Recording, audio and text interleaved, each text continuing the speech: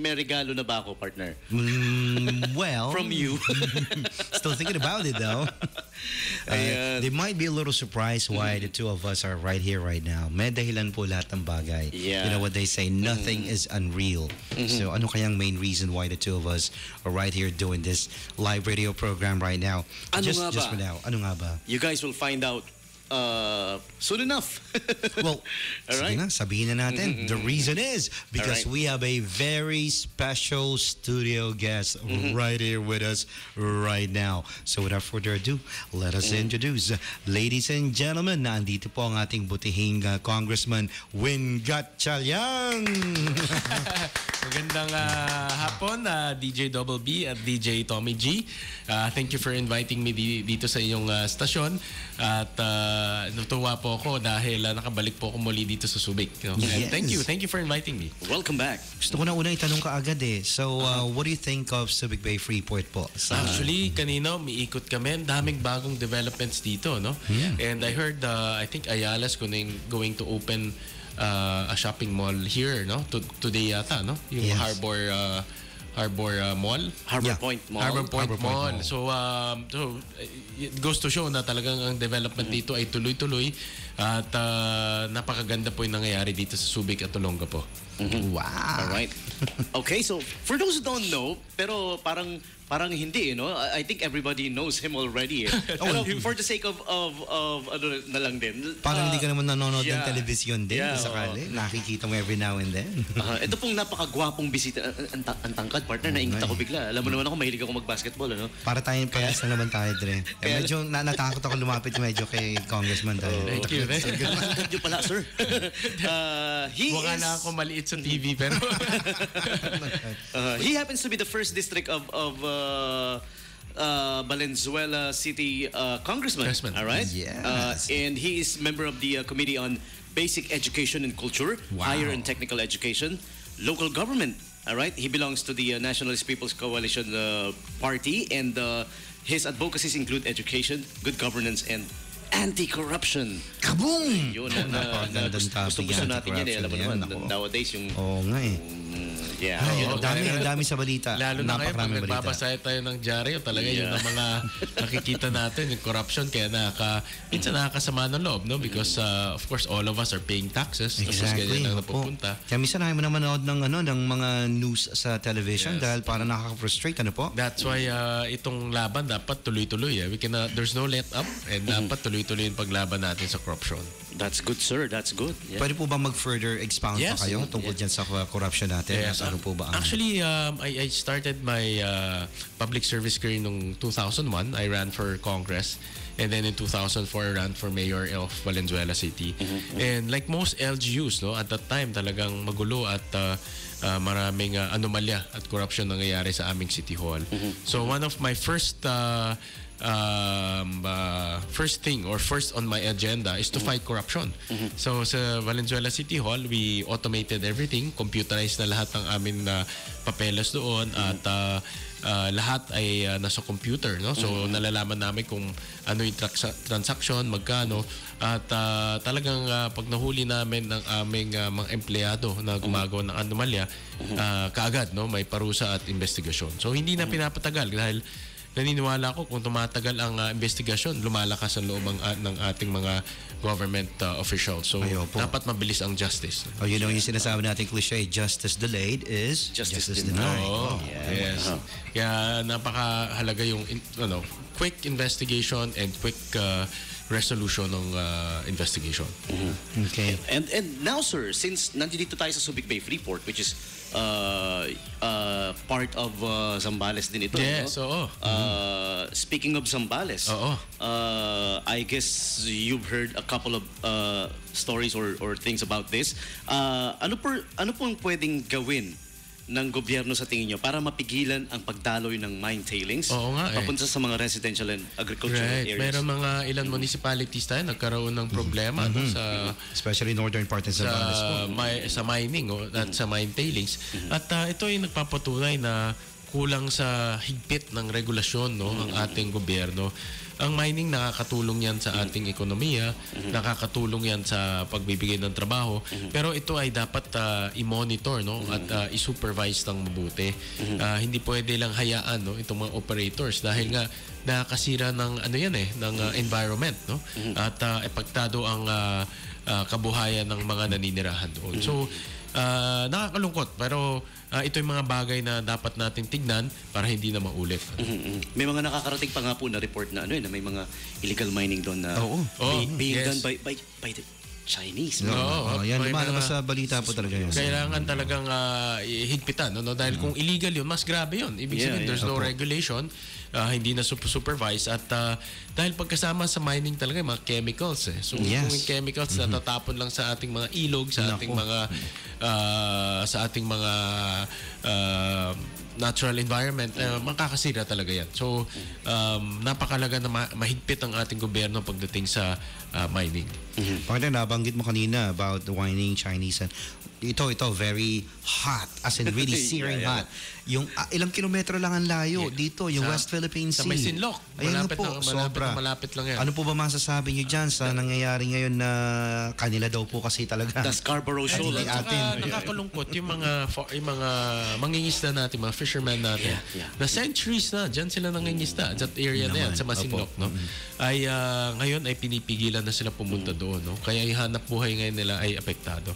Ito ay mahalaga para sa atin lahat, lalo na sa kayo, no, taga Zambales. At kaya pag nagkakaroon ako ng oportunidad na makipag-usap sa ating mga kababayan, dapat tingnan nila ng mabuti ito, no? At ito ay isang national issue na apektado tayo lahat. Hindi natin pwedeng pabayaan yung teritoryo niyan dahil parte yan ng ating teritoryo, parte yan ng ating soberanya, no? That's part of our sovereignty. At dapat ipaglaban natin yan. Ang claim nila is ancestral fishing domain daw Panahon pa raw ng mga ninuno nila nag-fishing daw dyan. 1947 lang lumitaw yung nila na yun. Pag nakita may mapa, yung 9-dash line, parang ginuhit lang ng gano'n ng kamay. Sa totoo lang, parang ginuhit lang ng kamay. Ano? At it's really connected to the military strength of China. Noong mga 1970s, di na naman nila inaangkin yan dahil mahina yung military nila. But ngayon, iba na. No? At dahil alam nila they have military might, ginagamit nila ito para mangamkam ng teritoryo. Speaking of military might po, what if talagang ayaw at parang may possibility, tingin ko may possibility na baka nga naman magkaroon ng, wag naman sana, military conflict or something. Pero ano po masasabi niyo tungkol dito? Actually, that's a very good question. Ano? Ang bansa natin, we took the legal track. No? So, meron tayong kaso i-final, no, sa International Tribunal at nanalo naman tayo yung first round. No? So, we're doing the right thing by taking this to the international arena and doing the legal track instead of the military track.